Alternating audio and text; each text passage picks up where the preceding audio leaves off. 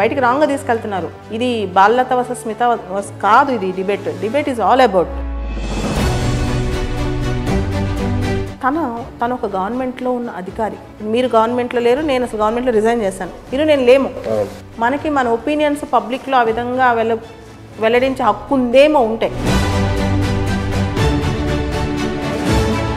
As a government officer ఆవిడకి లేదు. అవును, దట్టు గవర్నమెంట్ సర్వీస్లో చేస్తూ సోషల్ రెస్పాన్సిబిలిటీస్ అనేది టూ హై ఉండాలి ఖచ్చితంగా. స్మిత ఎవరైతే ఉన్నారో ఆవిడ ప్రాబ్లం ఏంటంటే ఆవిడ రాసేసారు దాని మీద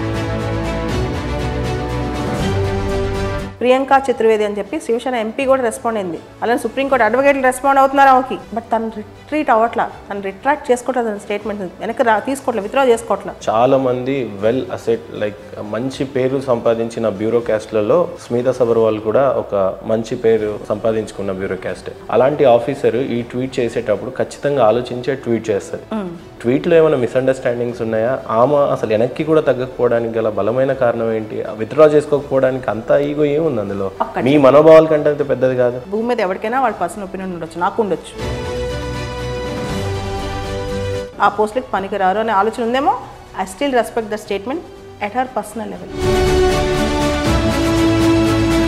ఇప్పుడు మీరున్నారు, మీరు సిగ్నేచర్ స్టూడియోస్ చైర్మన్, నేను సిఎస్బిఎస్ అకాడమీ నడిపిస్తున్నాను. మనం డిఫరెంట్ లేబుల్ వాళ్ళకి ఎంతవరకు ఉద్యోగాలు ఇస్తాం? హార్డ్లీ ఒక 1 to 5% కదా. వాళ్ళు రాగానే మనం ఏం ఆలోచిస్తాం, వీళ్ళు ఇంత కష్టపడగలరా, మేము జాగ్రత్తలు తీసుకున్నాము, వాళ్ళు ఏం చేత కాదు అనే ఫీలింగ్ ఉంది. నేను రీసెంట్గా దుబాయ్కి వెళ్ళినప్పుడు చూశాను, లోకల్గా కూడా చూశాను. KFCలో మాటలు రాని వాళ్ళకి ఉద్యోగాలు వస్తున్నాయి, బ్లైండ్ వాళ్ళకి వస్తున్నాయి, కొందరికి కాలు లేకపోయినా సరే వాంటెడ్లీ దే వాంట్ టు, అంటే వీళ్ళని వివక్ష చూపించకూడదు, మనమంతా ఒకటి అని చెప్పడానికి కొన్ని ఆర్గనైజేషన్స్. మీరు వాళ్ళని అడగండి, వాళ్ళు ఎలా వర్క్ చేస్తున్నారు. ఈసారి మీ ఆర్గనైజేషన్స్ని అక్కడ ఉన్న వాళ్ళ ఇన్ఛార్జెస్ని మేనేజర్స్ని అడగండి. నా క్వశ్చన్ ఏంటంటే, ఇవి పెట్టిన కంప్లీట్ ట్వీట్ వల్ల ఎంతమంది మనసుల్లో వెళ్ళిపోయిన చిన్న చూపు. ఆల్రెడీ సామాజికంగా చిన్న చూపు ఉంది, ఆర్థికంగా చిన్న చూపు. ఇలాంటి ట్వీట్ మేము ఖండించకపోతే ఇంకొకరికి అదే అభిప్రాయం వస్తుంది, ఇంకో 10 మంది చేస్తారు. నిజంగా ఆ ట్వీట్లో అంత మర్మం ఉందంటారా? మీ మనోభావాలు దెబ్బతిని అంత పెద్ద ట్వీట్ అంటారా? మీరు ట్వీట్ చదివారు కదా, మీరు ఏ కమ్యూనిటీ నాకు ఇప్పటివరకు తెలియదు ఈ క్షణం వరకు.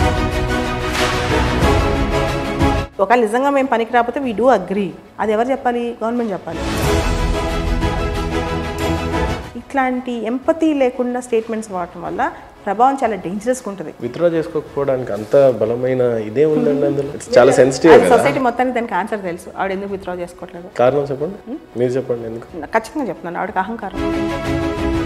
లాస్ట్ ఇయర్ ఆవిడ ఇంట్లో ఒక తహసీల్దార్ దూరాడని చెప్పి మీరు వినే ఉంటారు ఇదంతా. కొన్నిసార్లు వ్యక్తిగత దూషణలు చేయకపోయినా మీరు అందంగా ఉన్న వాళ్ళకి IASలు IPSలా అని ఆమె మీద వ్యక్తిగతంగా దూషణకు దిగాల్సిన అవసరం. ఓవరాల్గా వీళ్ళ కాన్ఫిడెన్స్ నింపాలి అంటే అందరూ ఎవరైనా anybody can come and compete in any field in life. అక్కడ IAS అనేది ఒక సింబాలిజం వర్డ్ అంతే. వాళ్ళు ఎవరైనా ఏ రంగంలోనే, ఇప్పుడు మీలాగా పెద్ద మీడియా సంస్థ పెట్టుకోవచ్చు వాళ్ళు కూడా.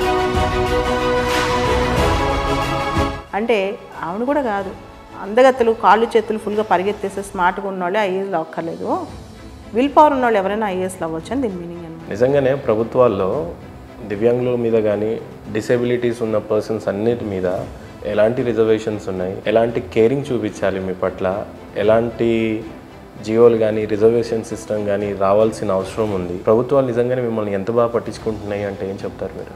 లండన్ వెళ్ళండి, అమెరికా వెళ్ళండి, దుబాయ్ దగ్గర ఉన్న ACTకైనా వెళ్ళండి, ఆస్ట్రేలియా వెళ్ళండి, ఎక్కడికైనా వెళ్ళండి. చాలామంది వ్యూవర్స్ కూడా అన్ని దేశాల నుంచి చూస్తుండొచ్చేది. ఇండియాలో ఉన్నంత దారుణమైన పరిస్థితులు వాళ్ళకి అక్కడ లేవు. ఇన్ఫ్యాక్ట్ వాళ్ళకే ఫస్ట్ ప్రయారిటీ. నేనంటే కార్ ఎఫర్ట్ చేయగలను, నేను ఎప్పుడు ప్రయాణం చేస్తుంటాను, కాస్ట్లీ కార్ కూడా ఎఫర్ట్ చేయగలను. కానీ ఎవరికైతే డబ్బులు లేవో ఆర్టీసీ బస్ ఎక్కగలరా? అవునండి, చాలా కరెక్ట్గా. నేనే ఉన్నా ఆర్టీసీ బస్ ఎక్కగలనండి. గవర్నమెంట్కి ఏదైనా చెప్పుకోవాలంటే ఆ మెట్లెక్కి వెళ్ళాలి, కొన్ని చోట్ల లిఫ్ట్ ఉండవు. కరెక్టే కదండి, మరి చాలా పెద్ద సమస్య కదా ఇది. అలాంటిది ఇండియాలో ఇంత పెద్ద సమస్యలు ఉన్నాయి. ఈ సమస్యల గురించి ఆవిడ స్పందిస్తే మేము చాలా సంతోషపడేవాళ్ళం కదా. ఈ సమస్య గురించి ఆవిడ మాట్లాడితే నేను చాలా చాలా సంతోషపడేవాళ్ళం. ఈ సమస్యల గురించి స్పందించేవాళ్ళు కూడా ఉంటారు కదా. అసలే పార్లమెంట్లో ఒక్క డిఫరెంట్ టేబుల్ కూడా లేరు. ఇంతకుముందు జైపాల్ రెడ్డి గారు ఉండేవాళ్ళు. ట్వీట్ నిజంగా మిమ్మల్ని ఎందుకు బాధ పెట్టింది? ఆ ట్వీట్లో కొంతమంది ఒక్కొక్క రకంగా అర్థం చేసుకుంటున్నారు. సో కొద్దిగా అసలు ఫస్ట్ మీరు ఎందుకు అంత బాధపడడానికి ప్రధాన కారణం ఏంటి? నన్నంటే పర్సనల్ అటాక్ చేస్తే నేను అంత సీరియస్ తీసుకునేదాన్ని కాదు. ఆమె ఇంత అసహ్యమైన ట్రీట్ ఒక సివిల్ సర్వెంట్ పెడతదా? మా నాన్నగారు ఒక మాట చెప్పారండి. నేను చిన్నప్పుడు వాళ్ళ ఫ్రెండ్ ఒక ఆయన వచ్చారంట, ఇలాంటి పిల్ల నీకు బరువు అవుతుంది, సమాజానికి కూడా బరువు అవుతుంది, ఈ అమ్మాయిని ఏదో ఒక విధంగా చనిపోయినట్టు ఆ అమ్మాయిని చంపేసిండి అన్నట్టు మాట్లాడారంట.